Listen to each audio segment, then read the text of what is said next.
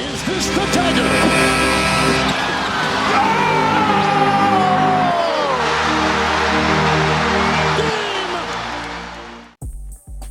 G'day guys, JB here. We are at the All-Star break. We are at what is known as the halfway point of the 25-26 NBA season. So it's now time for my mid-year review.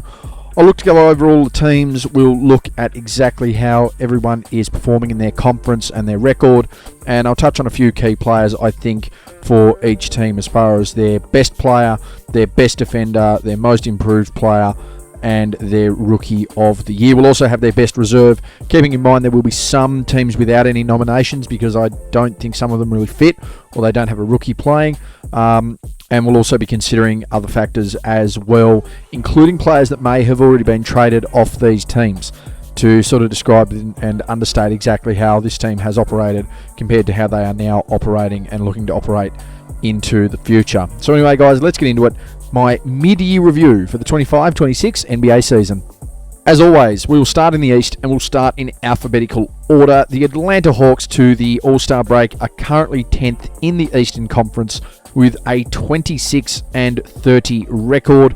Of course, the big shape-up for them this season is that they have traded away Trae Young. So what we're currently seeing with this team is going to be the future. And depending on what they do contract-wise, well, we'll see. They might try and make a few moves into the next season. Of course, the big one you'll see here is Vit Krejci, who has been their best six-man for me. Vit Krejci, I should say, not Krejci. He has been their best six-man and he has been traded. Outside of that, it is pretty stock standard. I think their best player has been Jalen Johnson. I think he has a more improved role on this team, but I don't necessarily think he has been the most improved player. Dyson Daniels has taken some time to get into this season. There has been some criticism around his shooting, but I still think that he has clearly been their best defender, and I think he's still one of the underrated defenders in the league. I thought he probably could have got Defensive Player of the Year honours when Wemby wasn't available last year. He certainly hasn't played to that level this year, but he certainly has played to a respectable defensive level. For me, Gilgeous-Alexander Walker actually has to be their most improved player. It's not something that's talked about a lot, but the role that he has really taken on there for Atlanta has been strong. Of course, you'll know with some of these guys, they're probably not going to qualify for the most improved award or in general qualify for these awards. But this is how I see it towards the end of the break. Of course, towards the end of Feb is when we'll get a real narrowing down of MVP candidates. And at the end of the year, of course, I will factor in the 65 games played for some of these teams. But for me, Gilgeous-Alexander Walker has clearly been their best player as far as a most improved standpoint. As I mentioned, Vit Krejci, their best six-man, he has been traded away. And the best rookie for the Hawks, Asa Newell. So an interesting start there for Atlanta. They're going to try and maintain course to get into the play-in tournament, but I think their big move is going to come next year with a little bit of roster space. Over to the Boston Celtics. They are second in the Eastern Conference with a 35-19 record. This is not where I thought Boston would be without Jason Tatum, considering they also now don't have Kristaps Porzingis, considering Drew Holiday has been gone and back to Portland, and of course Jason Tatum being out with a severe injury. But they have managed to make some real adjustments, get some real rotations in, and prove why they are probably the most consistent franchise in the NBA for the last decade. When you factor in 2 NBA finals, a title, and 5 conference titles, they are on pace to once again make a conference title appearance this year, or at least compete for a conference title in the playoffs. For Boston, Jaylen Brown has been one of the leading candidates in my MVP race for some time now. He's clearly, for me, been the best player for the Celtics. Their best defender has been Derek White, and I think he's going to be in all defensive first-team conversations. He has been absolutely sensational, again, stepping up where he needs to. It is Neemias Queta that... Neemias Queta. I've got to get that one right. My phonetic spelling letting me down here. So Neemias Queta has been their most improved player, and he's been one of their best defenders as well. He's just a guy that plugs and plays, that goes, that can get it done on both ends. He does epitomise exactly what Boston are doing and are continuing to do. their best six-man and one of the leading six-men in the league, Anthony Simons, no longer there, but to me has been consistently their best player. He was traded away, and of course Nikola Vucevic, the big acquisition there, and Hugo Gonzalez has been their best rookie. So that's how I've seen the main contributors for Boston this year. Again, it does speak volumes that they have such a rounded amount of depth on both sides of the ball that they are continuing to press away as they are. Again, Jason Tatum back into this team and they look a little scarier. I wouldn't be surprised if they hold him out, but there's still some movement for Boston. They have plenty of space moving forward if they'd like to add another piece. Over to the Brooklyn Nets, 13th in the conference, 15-38 record. Their season is all but done, but they have had some bright sparks along the way. Notably Michael Porter Jr., who to me was snubbed as an all-star, should have been an all-star this year, and for me has been one of, if not the most improved player in the league. He has had a massive impact. I understand that his minutes and role is greater this year, but I think he ticks the boxes for both award options there. For Brooklyn, Nick Claxton, for me, has been their best defender in a season that's only delivered 15 games, victories that is. It does kind of make you ask exactly what kind of defense is being played by Brooklyn, but I think consistently Claxton has been their stand-up defender.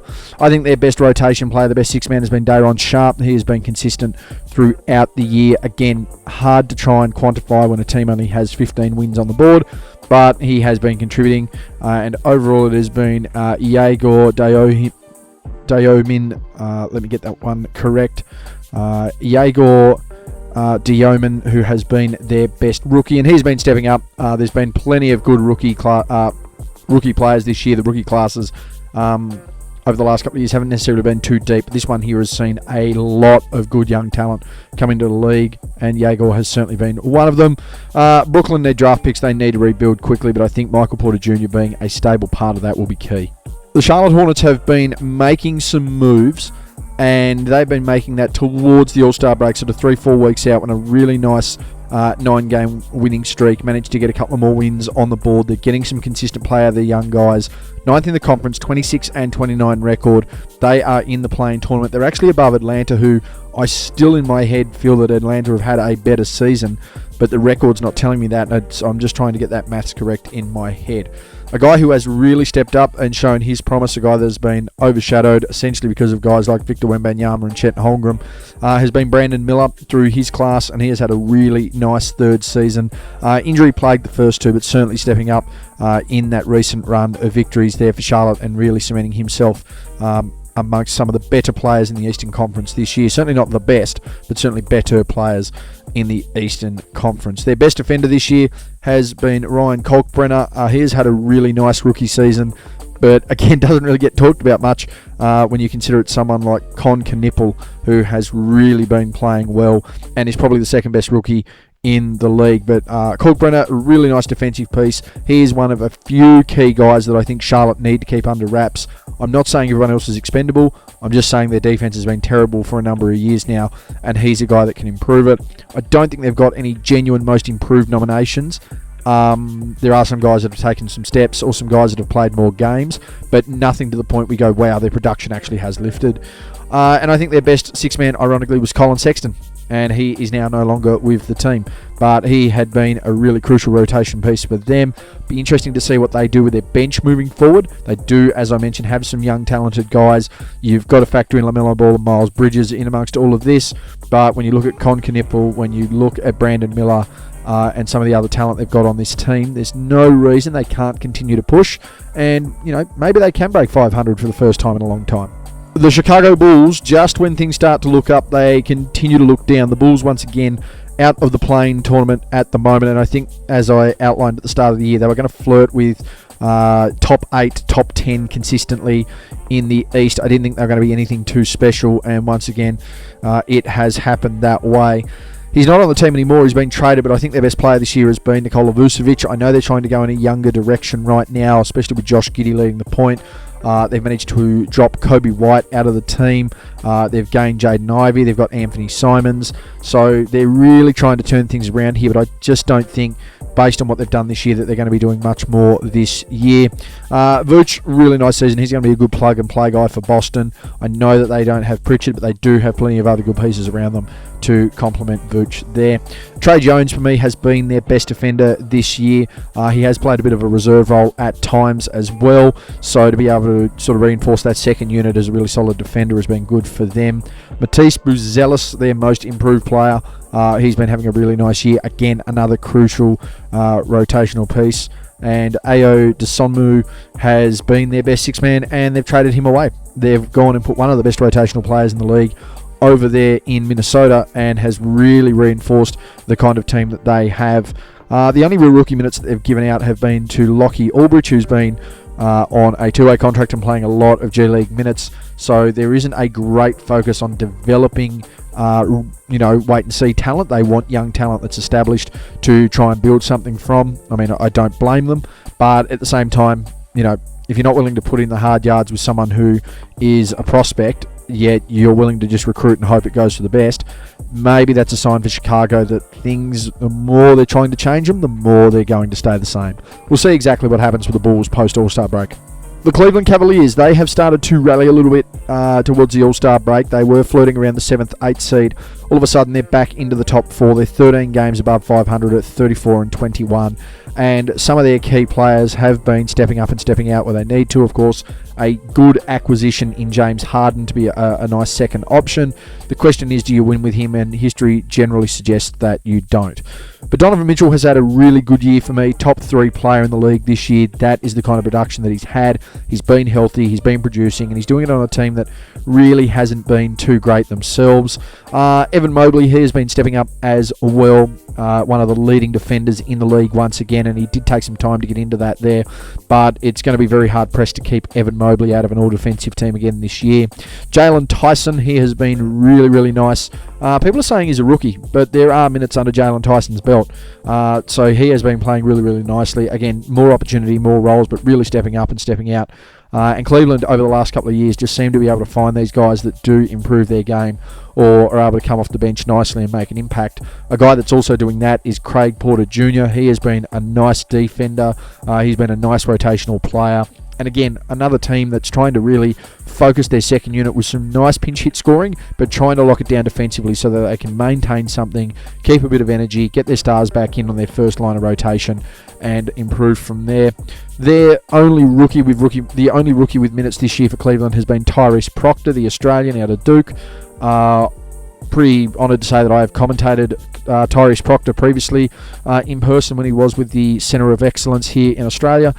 He was a ready-made guard even back then, so to see him getting minutes over there, pretty full circle moment personally for me, and he's had some nice contributions there. I think Cleveland can keep him as a nice piece there. If not, he'll be able to stay in this league for a little bit. But the Cavs, they've bounced back nicely, 13 above 500. We'll see what they do after the All-Star break.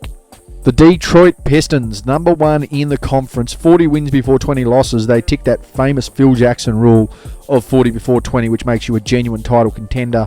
I still think there's a bit of mental immaturity from this team to do it, but if there's a year that they're going to sneak out of the East, it is going to be this year. And let's be honest, from 2 seasons ago, where they were winning 17 total games, to now having lost only 13 games to the All-Star break, sensational work by them. 40-13 record. Their best player has been Cade Cunningham, and again, he has to be right up there in contention for the All-NBA team this year. I know there's a lot of love for Luka, but when you're going to be leading your team to the number 1 seed in the East, you're doing it for a second year in a row. You've improved. You're playing well defensively. You've got to have some real consideration. I think Cade has been an absolute standout this year, and I have no hesitation in saying Cade Cunningham is a top 3 player in my eyes this year. Asar Thompson, with the best middle name in basketball, XLNC. Yes, that's right. His government middle name is XLNC. Asar Excellency Thompson. One of the strangest basketball facts I've ever come across, but I tell you what isn't strange, the way he plays on the defensive end of the floor. Again, another guy that's going to be in all defensive conversations, a really, really good defender. and a guy who, much like his brother, can pinch in and get the job done on the other side of the floor. Most improved player, he was an all-star this year. He's out for 2 games for fighting, but Jalen Duran, he's been really, really nice. At one point was pushing for an All-NBA selection. I think he'll just miss. But again, we're talking about a guy who's jumped from 11 and 10 to 17, 18 and 10 a game. He's been doing really, really well. Isaiah Stewart, he's out for games due to fighting, but he's been a really good rotational piece. And again, another rotational piece that's been pivotal defensively in keeping the stronghold of the Pistons. He is going to have a case as well for all defensive teams. I have a feeling that this suspension is just going to hurt, but we'll let the cards play out there. And Chaz Lanier has been their standout rookie. In fact, he has been their only rookie getting minutes. So Detroit, they're the number 1 seed. There is a chance that they can sneak it. It'll be very interesting to see exactly what the Pistons look like in the postseason. The Indiana Pacers have only won 15 games this year. Pascal Siakam was named an All-Star, and there have been some moments there when you see the Pacers play and go, okay, you guys can really play. And then there's other times where, as we know, they got fined for tanking. So it's kind of confusing exactly what's going on. Zubac is going to come back into this side. You've still got plenty of injury guys to come back in, most notably, of course, Tyrese Halliburton. I would be wanting to keep a nice eye on the Pacers next year as far as a record turnaround. 15 and 40 so far this year, 14th in the conference. Siakam, the best player. Jay Huff, a guy who has a case for being one of the more improved players in the league. Especially defensively, he's having far more of an impact there. He's been their best defender, in my opinion. Andrew Nembhard, the clear standout best improved player for the Pacers this year, averaging something like 17, 5 and 7, having a really nice year even without Halliburton on the team, so he's proven his worth. Jarice Wallace, their best 6-man, he's been chipping in where he can, and Ethan Thompson, their best rookie. Pacers aren't going to do anything this year, but keep an eye on them next year. The Miami Heat were a team that I thought might end up being in the bottom 5 of the league. Such was the way they were sort of destined to go this year with everything that was happening. But they've been able to steady. They had an all-star in Norman Powell. They also have a guy here who has started to step up over the last month or so and probably would have been in all-star contention if he'd have kept that same energy throughout the year, and that was Bam Adebayo. But the Heat, 8th in the conference, 29 and 27. They're above 500. Bam, their best player. I think Drew Smith has actually been their best defender this year. Again, a guy who's playing a rotational piece there. He's not necessarily that starter, but he is a guy that has had starting moments. A guy who really does lead that second unit. And it's a bit of a trend in the league right now that the better second units are generally the best defensive units. So your starting 5, they're very good offensively. They're generally solid defensively. But it's that second unit where they pinch hit on the offensive end, but they're really focused defensively, and if they can get something out of it, they're getting the job done. It's a pretty good trend around the league right now, and it's really working. Drew Smith is a key for Miami on that front. Jaime Jaquez has really improved from his sophomore slump. I don't know whether you can give him the most improved on that, but he clearly has improved from last year, and in turn is one of the leading 6 men as well. He has really been trying to push the pace and get things done. And Kasparas Yakuch, let's have a look here. Kasparas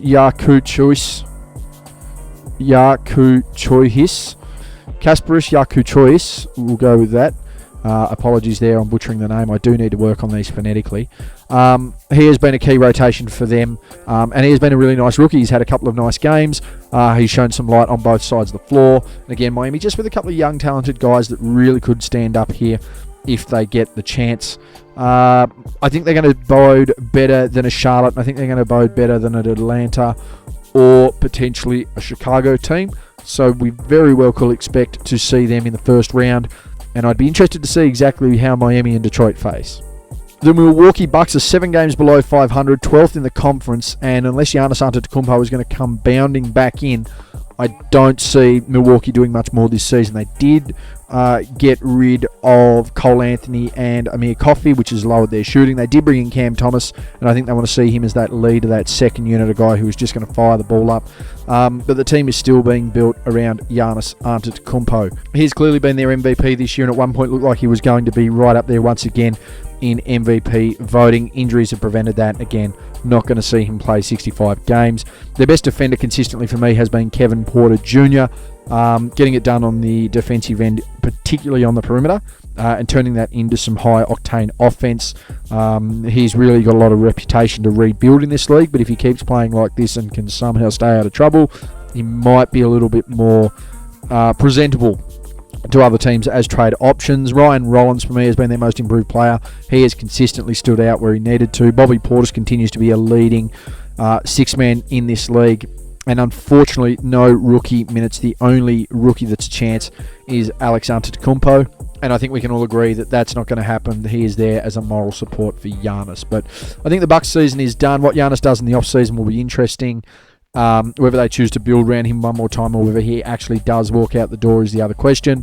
But until such point a hard decision is made, the Bucks are probably going to stick in limbo. The New York Knicks, they currently sit top 3 in the East. This is the team that I think everyone thought was going to be the number 1 team in the East. It hasn't unfolded that way, but if they're able to time their run, they might be able to still sneak the East and make an appearance in the NBA Finals. They're 15 games above 500 now at 35-20. Their best player this year, one of the best players in the league, again, Jalen Brunson, and he is more than a barometer on this team. When he is up and about and playing good basketball, this New York Knicks team can beat anybody. When he is off his game or not there, they do look lost. So he brings a lot of cultural significance to the actual playing group and relevance to the Knicks when he is on the floor. Their best player for me has been Mikal Bridges. He has been a consistently good defender in this league for some time now. He's a former top 3 Defensive Player of the Year nomination, of course, with the Phoenix Suns back in their playoff run of 2021. And he's continuing to do that now with the Knicks. Miles McBride has been their most improved player for me. Again, a guy who can just get in, get it done on both sides of the ball, whether he's in the first unit or the second unit. He has been really crucial. Jordan Clarkson was a guy they signed in the off-season, and it was one that sort of flew under the radar because of his end in Utah. He wasn't necessarily the perennial six-man of the year anymore. He was still having contributions, but there were still issues there in Utah. He's turned up in New York, and there hasn't been any conversation around him, which is a little disappointing because he has been playing really, really nice basketball and has been that key spark off the bench for the Knicks. Of course, their most recent acquisition in Jose Alvarado helps sort of add to that second unit, and they're really trying to emphasize that as well. They just need everyone in that first unit to fire up for the Knicks to really get moving. And Mohamed Diawara has been their best rookie, and he's had some really nice contributions as well. So it's not like it's a bunch of senior players just getting it done for the Knicks. There are some really young guys getting involved as well. So the future is bright for the Knicks. It's a matter of whether they head towards the tunnel and get to the ultimate light itself. Over to the Orlando Magic. They have been pretty underwhelming this year. They have had some injuries. And they've had some guys that really stepped up, but considering where we thought they would be, the health bug that bit them has caused a great deal of concern. 7th in the conference, still 28-25, so they're still above 500. Again, would have been nice to have seen 60 games between Wagner and Banchero without injury. I think we'd be looking at a different play and a different opinion on the Orlando Magic, but nonetheless, it hasn't been. Desmond Bane has been their best player for me as far as stepping up, getting wins, getting the job done. A role that he had played as the third option at times in Memphis. He's clearly been able to do this in the East. And it sort of makes you wonder, when you've got a talent like this, why aren't you trying to build around it? Because I would love for Desmond Bane to roll out to any contending team that needs a genuine third option. I'm not saying that he would tilt the ledger, but he would certainly make a case. That's the kind of impact that I feel that he has. Some nice things happening for Anthony Black at the moment as well. He probably does have the ultimate case as the most improved player in the league this year, and he doesn't probably get talked about enough because he had to step up quite a lot, but he has a case as Orlando's best sixth man. I think he has a case as their best defender, and for me, he has been their most improved player. And when you're factoring in how crucial all of that is, it's very hard not to tick that box for him to not be the most improved player. Now, I think he's competing with Nickeil Alexander-Walker on that, and that's going to be really tough to do because Nickeil Alexander-Walker's up to 20 a game at one point there this year. But it just speaks volumes to the contributions that Anthony Black is having for this team. For the rookies, Noah Pender, he, again, a guy that has been contributing and just a guy that's going to fly under the radar because of the depth of this rookie class. There's all this focus on Cooper Flagg, on Con Knippel, on VJ Edgecombe, on Caleb Love, on Dylan Harper, guys of that ilk that have had some really nice games this year. But they're not going to talk about Noah Pender because it's a bit of a lower class team, so to speak. But his contributions have been handy and consistent. Again, for Orlando, I just feel that we need to wait until we see Wagner and Banchero healthy together for an absolute full season until we can make a full judgment. The Philadelphia 76ers, they remain top 6th in the conference. They are 30 and 24 overall, and they are being led by this young man right here, Tyrese Maxey, who himself has had a real breakout season, stepping up even further than he did last year. He's really taken the reins as the number one option on this team. And while there have been spurts from the likes of Joel Embiid and Paul George prior to his suspension, it's pretty clear right now that the Philadelphia 76ers are led by Tyrese Maxey, and he's been having an All-NBA season this year as well. He's had a really good run of form. He's been really good on both sides of the ball. I just don't think he's been their leading defender. I actually think that goes to the rookie in VJ Edgecombe, who's really established himself as one of the better two-way young stars in this league. And again, one of the best rookie classes in quite some time here in the league. Edgecombe, one of many nominations you would think have to be third in Rookie of the Year voting. And that says a lot, because there are other years where he would probably be the number one rookie nomination. I don't think they have a most improved player. I think Tyrese Maxey's given more opportunity this year. I think it's very similar to a Jalen Johnson. And don't get me wrong, he clearly has stepped up, but I don't think they just have that clear out-and-out most improved player. I do think they have one of the leading six men in the league, though, in Quentin Grimes, and there's a chance they're going to sign him to a very much a larger contract next year. Jared McCain had been a nice leading defender and a nice leading six-man for the team until he was traded, but that contract is now going to open up some space for Grimes, who is probably going to get signed long-term there for the Philadelphia 76ers and really improve their bench stocks as well. And I touched on it before, I think the best rookie for Philadelphia has been VJ Edgecombe. He's getting it done on both ends of the floor, and that has been really, really nice. I think Philadelphia can still maintain a top six presence and not have to worry about a play-in. It's just a matter of working out whether they're going to be playing potentially Boston, New York, or Cleveland in the first round, and it then comes down to the health of someone like a Joel Embiid as to how much they can impact the playoffs. The Toronto Raptors, a team that I thought would be competitive or thereabouts as far as playoffs and play-ins are concerned, are a team that really has turned things around. 9 games above 500, currently 5th in the Eastern Conference, and shocking a lot of teams compared to where I think they thought they would be finishing this year. As I said, thought they might have been a playing team if they could have got their stuff together, but they managed to really get it together, and they look like that they'll be taking on anyone from Boston, New York, or Cleveland in the East in the first round. They themselves very well could jump up as well. They have been competing around that top 3, top 4 in the East, so they are far from done. They have plenty of firepower.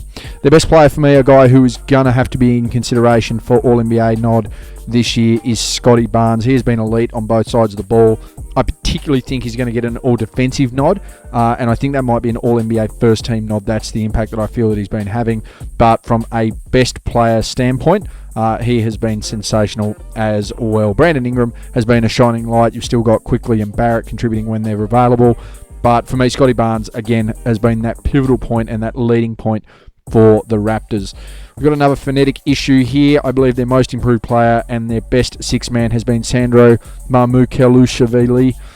He has been doing a lot of work on both sides of the ball and doing a lot of work off the bench, and just allowing that, again, another team that's really structuring their defensive load as the second unit and having their first unit really dominate on the offensive side. But as I said there, Mamukelashvili has been really, really good. And to me, he's been their most improved player as well as their best six-man. And I think Colin Murray-Boyles, another rookie that has brought some depth to this rookie class. He has got some crucial minutes. He has moved into a starting role at times and been a really nice piece for the Raptors as well. They're going to have no problem finishing top 5, top 6 in the East. It just depends on the struggles of other teams as to where they exclusively finish. And the final team in the East to discuss, really simple, it is the Washington Wizards, 15th overall, 14 and 39. They're not going to be doing too much, and we've reports that Anthony Davis will not be playing for the rest of the year. D'Angelo Russell will not be returning, and Trae Young has yet to play a game. You have to assume that Washington have no intention of doing much more this year and are going to try and load up next year. I think their best player this year has been one of their more improved players, certainly not their most improved player, but certainly improved from his rookie season, and that is Alex Sarr, and I think he's also been their best defender. He's one of the most elite rim protectors in the league.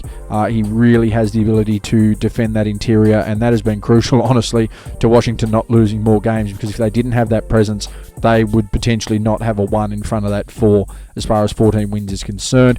Kyshon George, he has been stepping up and stepping out where he needs to. He's been the most improved player. I think Bub Carrington has been their best rotational player, and Trey Johnson has been their best rookie. But this is a young team with some potential senior leadership around it that isn't doing much and won't be doing much until at least 26-27.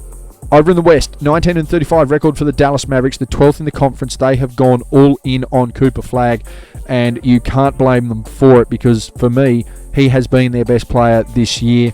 There's been some comparisons around statistics and players of the past and exactly how he stacks up compared to them.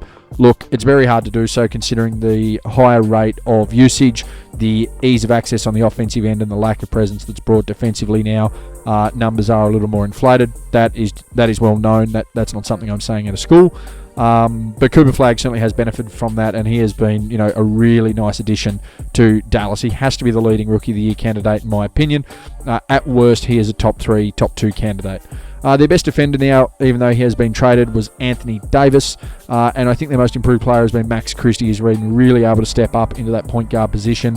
Klay Thompson settled nicely into a 6-man role and is still one of the elite shooters in the league. And again, the best rookie in the league and the leader of this team, Cooper Flagg, the best first-year player for the Mavericks as well. They haven't quite made the moves that I think we thought they were going to do, certainly from my standpoint. Healthy, I thought we were going to see a Dallas team in the Eastern Conference semis. That's not to be. They've gone into full rebuild mode. It'll be very interesting to see exactly what happens moving forward, seeing if they get any draft capital, and just seeing what they try and pair up with Cooper Flagg moving forward. Over to the Denver Nuggets. They remain a top 3 candidate in the West. They have the most efficient offensive player, arguably in the history of basketball, and a guy who has a case as the best player in basketball in Nikola Jokic.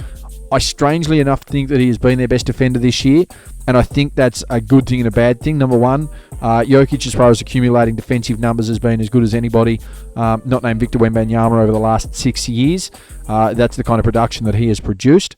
Offensively, we know exactly what he can do and the value that he brings to the team.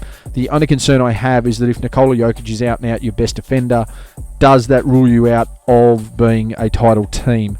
And that's not a knock on Jokic, but I don't think that he's elite enough on both ends of the floor to be able to be that absolute unit by himself doing that. That's where someone like Kentavious Caldwell-Pope was so crucial in their first title run because of what he was able to do on the defensive side of the ball.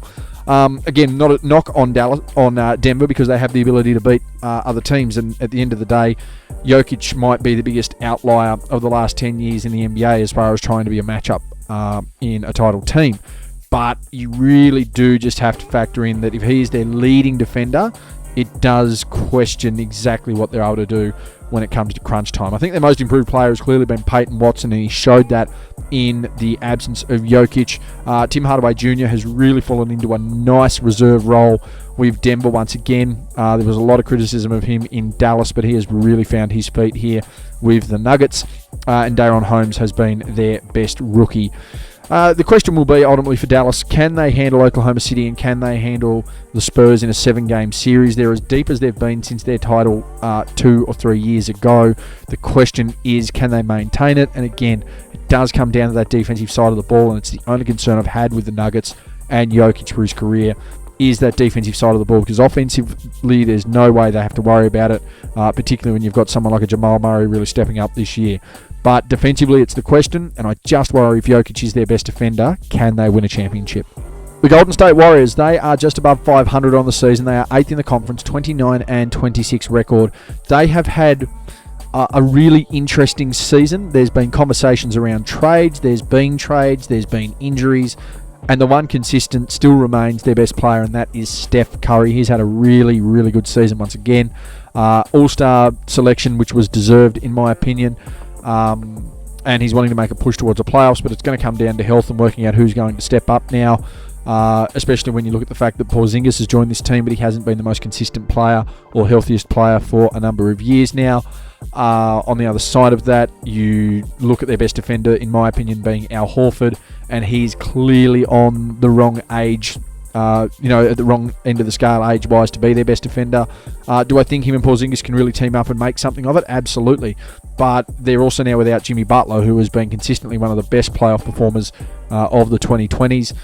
He's now out with an injury. Who knows when he returns? Buddy Hield's gone. Jonathan Kuminga's gone. You're relying on someone like a Brandon Podziemski, who has been inconsistent, and then trying to get the best out of Moses Moody where you can. Podziemski for me has been their best six man. I think Will Richard has been their best rookie when he has gotten minutes, but my ultimate concern just comes down to Golden State here. I don't think they have the right amount of cattle in the paddock to be able to get a result. Draymond Green, do they get rid of him in the end? I don't know. There was worry that he was on the trade table. There was concern that they were going to make moves to obtain Giannis. Now, does Giannis go to Golden State? I don't know. Does Steph leave Golden State? I don't think so. Is Draymond Green involved in that? Who knows? But I think this Golden State Warriors team will look differently next year. If it doesn't, that's it. They're done. They're clearly not in the mood to do anything. They're just wanting to ride the Steph Curry train out, which is going to be unfortunate because when it leaves the station next year, I don't think it's going to return in the same form that it has in previous years. The Houston Rockets, they are a team that I thought was going to be a semi-finalist team. They're currently still sitting as a semi-finalist team, and they have shown signs of being able to potentially be a conference final team. The only concern now is the conversations held by this man on screen, who to me has been their best player and at times a top 10 MVP candidate this year, and that is Kevin Durant. As I said, Houston fourth in the conference. They're 33-20 overall. Durant has been their best player, and that's coming from a position where he was essentially brought in just to pinch hit on the team and used as a bailout option, but it was pretty clear Ime Udoka realised, well, we need to get this guy into the driver's seat and get him controlling it. Now, he does have plenty of pieces around him. Jabari Smith has been really good. And Thompson, I think, has been their best defender this year. He's been really, really good. Alperen Şengün, again, consistent. He's been really good. Reed Shepherd has clearly stepped up. For me, their best six-man and one of the more improved players in the league. I think you can make a case as well. Armin Thompson, clearly the better defender, but I think in moments and consistently across the season, the defensive output of a Reed Shepherd has been just as crucial. I think that's been key to his six-man prospects and his most improved prospects. They haven't played any rookie minutes, and they're the only team that I've seen in the league that can kind of get away with not worrying about rookie minutes because of the depth they're presenting at such a young age. Your Şengüns, your Jabari Smith Jr.'s, your Armin Thompson, your Reed Shepherd. I know Shepherd was around the mark last year as far as a rookie, but you're not looking at it and going, wow, if Kevin Durant falls off the band, then all of a sudden this team is in absolute dire straits, because there would still be some opportunities for some guys to step up and step out and really get the job done. Do I think they can win a title that way? I don't know. That's the ultimate concern. I do think they're generally the fourth option in the West if they're going to be finishing top four, and there are a couple of other teams that I'm worried about that might make a run on them. But overall, Houston, a really nice winning season. It's taken them around 2 to 3 years to get to this point with some moving and some adjustments, but they're doing really well. And keeping in mind, Fred VanVleet will not take the floor this year. The Clippers, they were old, they were slow, they looked pretty much done, and all of a sudden they have gone on an absolute tear. They are only 2 games off 500. They're back into the play-in picture at 26-28, 10th in the West. I don't necessarily think it's going to get done, but the guy on screen has been trying to get it done as much as he can. Kawhi Leonard with a clock turnback run heading into the All-Star break. And, I mean, we've seen this out of Kawhi over his Clippers season since the 2021 conference final run that they had, where Phoenix managed to beat them. Kawhi in the first 2 rounds, absolutely dominant. Last year had a run of like 25-5-5 on 60%. Hasn't been seen since Mike. He's had multiple runs as a Clipper where this has happened. We haven't seen it really consistently for some time. So I'm going to be interested to see, essentially in those last 28 games, 30 games that the Clippers have, can Kawhi do it? Can he continue to push? Is he going to play enough games to make it as an All-NBA selection? I don't know. I don't think so. But he will make a difference in a playoff series against anybody because he's Kawhi Leonard. He's a 2-time Finals MVP. He's probably the 4th best player of the 2010s. Hasn't necessarily shown that in the 2020s because of injury, but that's the kind of pedigree that he does bring with him. And of course, defensively, when he's on, he's as good as anyone in the league. I don't think they've got anyone from a most improved standpoint, but 2 of their younger guys have really been killing it. I think their best rookie has been Kobe Sanders, but I think their best 6-man has been Jordan Miller. These are guys that realistically could have been playing alongside Shea Gilgeous-Alexander and Jalen Williams if that trade for Paul George never occurred. So if the trade for Paul George doesn't go ahead, Jalen Williams stays on this team with Shea Gilgeous-Alexander. Kawhi Leonard is still here. Oh, by the way, you add in someone like a Miller and a Sanders. A different looking team. A scary looking team. Oklahoma City level type of team. But the Clippers have turned it around. It'll be interesting to see whether they can maintain it post All-Star break. The Los Angeles Lakers, 5th in the conference, and I think they're probably settled in around that 5 or 6 mark. I don't think there's enough consistency out of them to be the top contending team or one of the top contending teams in the West. I think at this point, as we thought it would, it will play out as the LeBron James show to end the season. Luka having a phenomenal year, contributing all over the place. Austin Reeves' breakout season. He's going to get signed to a nice deal. Someone like a Jake LaRavia, who looked like he was going to be a bailout guy, has proven to be a key rotation and arguably the best defender this year. And yet they remain in 5th, and the story doesn't remain about their basketball. And I know that that's a narrative search for a team that's 12 above 500, but no one is looking at Los Angeles as a genuine contender right now. Yep, Luka's having another fantastic season. He's always going to have fantastic numerical seasons. No one is denying that, but you've got to have an impact on the floor. Can they make a run? Maybe if Houston fall apart, if Denver get another injury or two, or somehow the inexperience of the Spurs comes crawling, because I don't think Oklahoma City is that team that's going to do that unless something catastrophic happens. I think the Lakers are pretty much set as a second round team once again. Luka, again, as I mentioned, really nice year. He's been one of the leading contenders for MVP candidacy. He's going to be in All-NBA conversations once again. Jake LaRavia, again, I think he's been their best rotational player. I think he's been their best defender. I don't think he's going to get a nod in either, but he is the kind of guy that's, really presenting that on a consistent basis. And that's exactly what the Lakers have needed for quite some time. Austin Reeves, their most improved player. He's not going to get that because he's missed a significant amount of games, but to me, clearly has been their most improved player. And Ado Tero has been their best rookie when he has gotten minutes. The Lakers, they just continue to be the LeBron show to the end of time. Once he gets out of there, you will likely see a bit of turnaround on the franchise because they won't be so adherent to him. That's not to say they're adherent to him now, but it's clearly having an impact on the team. Again, Lakers will be second round. The Memphis Grizzlies have gone on a clean out, and that says a lot because I think the best player, I know the best player for their team this year is a guy that's now playing for the Utah Jazz in Jaren Jackson Jr., not only on the offensive side of the ball, but certainly the defensive side of the ball as well. The Grizzlies have thrown it in for the year. They will go into the drawing board once again to see exactly what they can do. Cam Spencer, their most improved player and their best sixth man, and I think Cedric Coward, again, another one of those stellar rookies that's been coming out, getting his minutes, playing his game really, really nicely, and is going to be a part of that next generation, like in 10 years' time. I know it's a big crow early, but when you look at the depth of what this rookie class is doing, I think in 10 years' time, you're going to be seeing a high margin of these guys comparatively to what rookies usually do. A high margin of these guys being all-stars and being leaders of teams that are leading teams to playoffs. That's just the depth they're at. Can Cedric Coward be that guy here in Memphis? I don't know. But he's going to have an impact somewhere in this league in some sort of role moving forward because he's already shown that. He's had weeks where he's been their best player. He's had games where he's been their best player. I think Memphis have a good one here. I think they need to stick by him.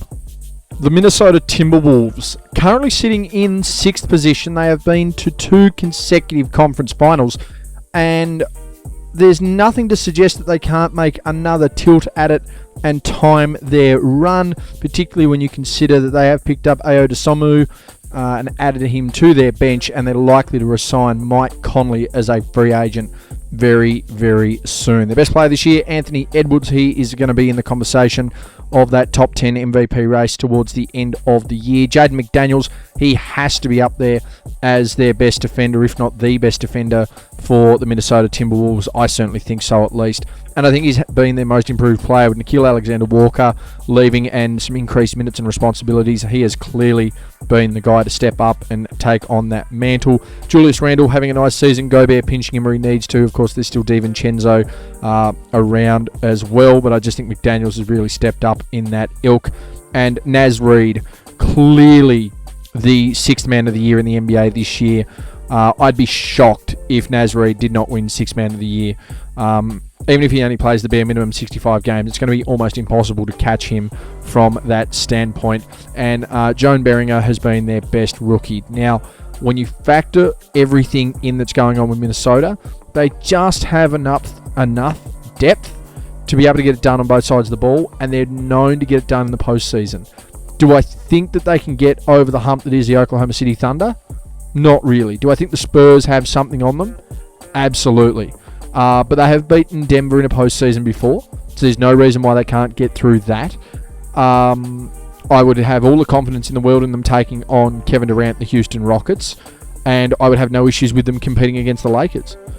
For me, they're potentially a second-round team as a lower seed, potentially a conference final team if things go their way. It's how they control their narrative in the final 20-odd games of the year that's going to ultimately determine how their season finishes. Which is quite the opposite for New Orleans, who are 14th in the conference. They're 15-41, the second worst team in the West.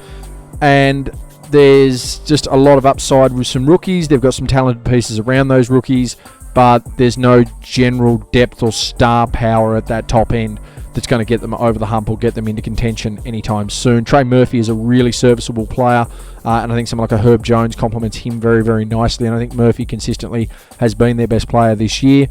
But when Zion Williamson is the guy that I've got nominated as their best sixth man because he came back from injury and had some really good games as a rotation, it does speak to the pecking order and where the Pelicans currently sit. Derek Queen has been their best defender and in turn I think has been their best rookie. Jeremiah Fears is another guy who's had a tremendous rookie campaign. I just don't think that he's been better than Derek Queen, and I don't think anyone in that team gets a most improved nomination nod anywhere on the spectrum. They've got a lot of work to do, New Orleans, there's no doubt about it. They do have some tremendous upside in some key pieces and they need to keep them around. Obviously, Dejounte Murray not taking the floor this year does take out that point guard responsibility and some defensive depth.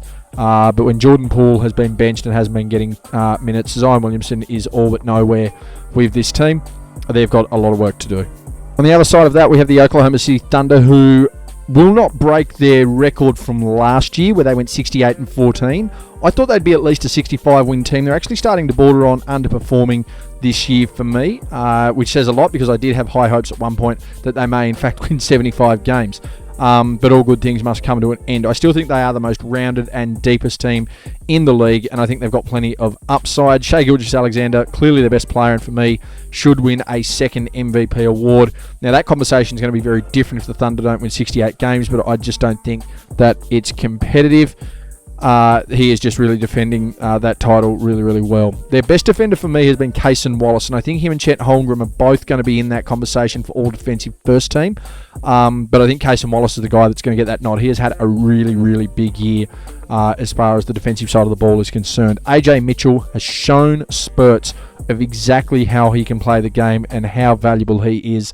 Not only do I think he's the most improved based on opportunity, but the role that he has been presented with, he has also been their best sixth man and been one of the best rotational players in the league. So when you look at the elite level on the offensive end that Oklahoma City bring from a starting lineup and a defensive lineup as a starting unit, the presence of their second options and the continuation of that defense through there, I just think they're too deep, 1 through 10, 1 through 12, for anyone to compete with. Chris Youngblood has been getting some limited opportunities as a rookie, which has been really good to see, but I just think Oklahoma City still remain the benchmark in the league.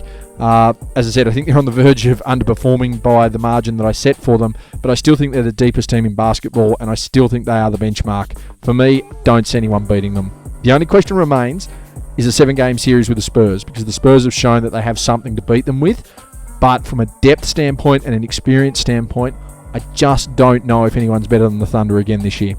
The Phoenix Suns, well, this was a team that I thought might have been a bottom 5 feeder as well, but they are currently sitting 7th. They've been consistently 7th in the West all year. 23 losses, 32 wins, so 9 games above that 500 mark, and a team that themselves has also shown plenty of depth and promise across the board on both sides of the floor. Their best player this year has been Devin Booker. Dylan Brooks has really stepped up, and he has clearly been a second piece to that as well. He is a guy that had some all-star considerations coming too. And again, I mentioned this during my reviews throughout the year, a guy that really should be getting some immediate apologies from the national media, considering 3 years ago they thought he was going to China simply because of something he said to LeBron James in a postseason series, which is an absolutely ludicrous comment considering that he was a borderline all-star and has proven to be a real cultural impact guy and not an issue guy with the teams that he has been to. But again, Devin Booker just continues to be that standard bearer there for Phoenix. He would have to be, for me, on Phoenix's Mount Rushmore of players. He's got them to a finals appearance. He's got them to their best record ever. He hasn't won an MVP, and I know that's really big there. And other guys have led them to final series, but the consistency is shown for the last decade as a combo guard. He has that ability to run to the point where he needs to as well. Has been tremendous.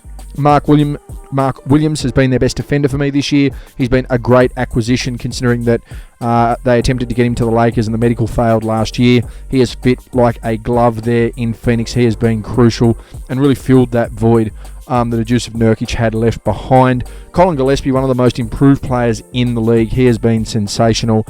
He and the combination with Grayson Allen, when he's been available, have been crucial in stretching that floor there for Phoenix. So a really nice year by Colin Gillespie. He's been talked about a fair bit. I think Jordan Goodwin has been their best six-man, and he has been a leading contender for six-man competition. And I think Rasheed Fleming, when he's been able to get minutes, has been their best rookie. Phoenix, for me, need one more big key piece, and I'm talking someone like a Domantas Sabonis, who I think can really change the trajectory of this team. I don't know whether it sets them right to the top, but it certainly puts them back in top 4 contention and gives Phoenix a bit more of presence. Over to the Portland Trail Blazers, and just when they got to 500, everyone above them jumped 6 games above 500 and made their chances of making a run in the postseason even more difficult. I think there is still potential for that to happen, and a play-in tournament certainly is where they are at. But they are performing well above where we thought they would be, particularly considering all the drama with Chauncey Billups at the start of the season, and the issues around their coaching as well. They've had some injury concerns, but they have managed to come through them. Someone like a Denny Avdia has clearly been their best player, a guy that would have been and should have been an all-star this year. Of course, there's all the off-court stuff that's going on, and I'm not going to weigh into that. The simple fact that I don't know enough about everything that's going on with that there. I do know that there is a bit of controversy surrounding him, though, and his comments relating to that. But he has been sensational as a player this year. He's been exactly what Portland's needed. And considering that Damian Lillard is still to come back into this team, and the conversations around Giannis potentially being there next year, he could be a crucial piece to either stay or go. Who knows what happens there. Toumani Camara, he has been their best defender this year. Avdia, for me, has to be one of the considerations for most improved this year. And a real highlight has been Caleb Love, who's doing a bit of a Ben Gordon, for those that recall back in his rookie year in Chicago, where he has a case as the best six-man of the year. He has a case as one of the rookies of the year, but he's probably not going to win either. I mean, to be fair, Ben Gordon did win Rookie of the Year, did win Six-Man of the Year, and Caleb Love does have a chance there, but he's one of those guys I'm talking about that really extends the depth of the rookie class this year in the NBA, the ability to step up, and he's been a really nice complementary piece.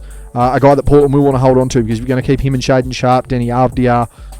You've got Jeremy Grant, who's still contributing, Robert Williams, who's still contributing, Drew Holiday's still there. There's still some nice pieces there in Portland. I'd like to see them actually do something with it. They're not as middle of the road as I first thought, but they are still floundering a little. The Sacramento Kings, dead last in the NBA. They are the worst team going. They have a bunch of contracts they can't get off, a bunch of players that aren't committing, and ultimately aren't delivering anything exciting. Russell Westbrook, for me, has been their best player this year, and considering he was signed late, it does speak volumes of exactly the impact that he's been having. Their best defender, and I think this really summarises it as well, for me, has been DeMar DeRozan.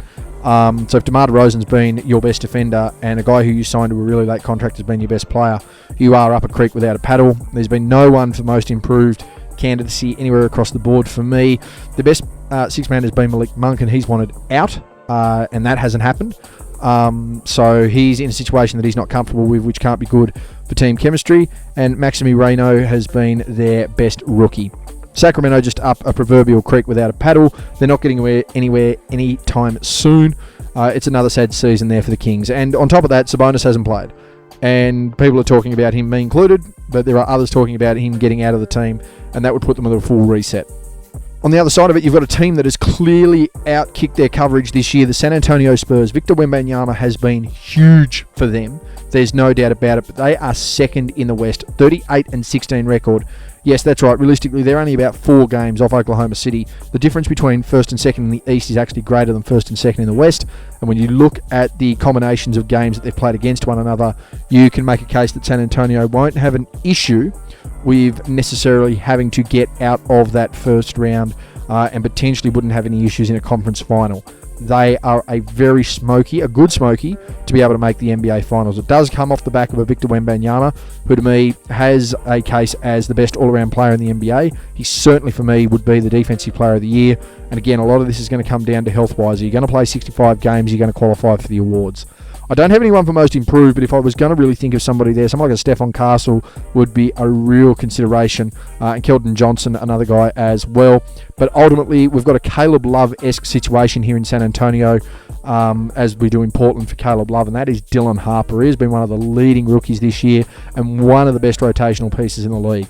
So while you have a team that's essentially being led by a guy in his third year, with a bunch of guys in their first, second, third, and fourth year around him, they've done very similar to Oklahoma City, building around a generational star with good depth as far as young talent and good depth as far as draft picks. San Antonio have peaked. They've come on a lot earlier than people expected. There's no doubt about that. But they would be the only team that I'm absolutely genuinely concerned about right now in the West if I'm Oklahoma City, because I know they have a game plan that can beat me. Denver are concerned, but as I said, I think the fact that Jokic has probably been their best defender this year is the outlier as to where they sit. But ultimately for me, San Antonio are the absolute smoky, and if they get there, they are a very good chance to peak early and win a title. And last but not least, we have the Utah Jazz, who have been fined for tanking. They're 20 games below 500. They have a couple of nice players and have made a couple of moves ahead of next year. But overall, this is a team that's been done for tanking, and it's pretty evident they were tanking because at one point they were 5 games off 500 and then just started benching players, not playing guys for any reason. Keontae George is their most improved player and their best player, a guy on a winning side that would have been an all-star selection this year.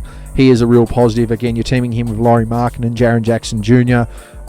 There's been some nice contributions from Jusuf Nurkic as a defender, and he brings a good senior veteran presence. Someone like a Bryce Sensabaugh has been stepping up as a six-man. Ace Bailey as a really crucial rookie. As I mentioned, Lauri Markkanen to come into the team when he is being played. Jaren Jackson Jr. eventually to play for the team, and Volker Kessler to come back in as well. So Utah clearly have a piece there. But this is a team that's been fined for tanking. They're 20 games below 500. They're not doing anything this season. Next year is going to be their reset, and that'll be the determination as to whether Lauri Markkanen and Keontae George stay with this team alongside of your Jaren Jackson Jr.'s, your Volker Kesslers, your Ace Baileys, or whether they try to blow it up once again, knowing they're carrying a pretty heavy contract right now with Jaren Jackson Jr., and you've got guys that need to get paid. Anyway, guys, that's been me. That is my mid-year review for the 25-26 NBA season. Tried to cover as many key contributors for each team as I could. I'd be very interested to see what everyone thinks. Do you think your team's overperformed, underperformed, exceeded expectations, meeting expectations, a chance to fall off the cliff, or just peaking at the right time off the back of the All-Star break? Who do you have leading your end-of-season awards? If I had to really give one right now, I would be saying my MVP is Gilgeous-Alexander. My Defensive Player of the Year would be Victor Wembanyama. My most improved player, I'm tossing a coin between Nickeil Alexander-Walker and Anthony Black. My Sixth Man of the Year would be going to Naz Reid, and my Rookie of the Year would be going to Cooper Flagg. I'm interested to see what everyone else thinks. Anyway, guys, that's been me. That's been my review to the midway point of the 25-26 NBA season. I'm out.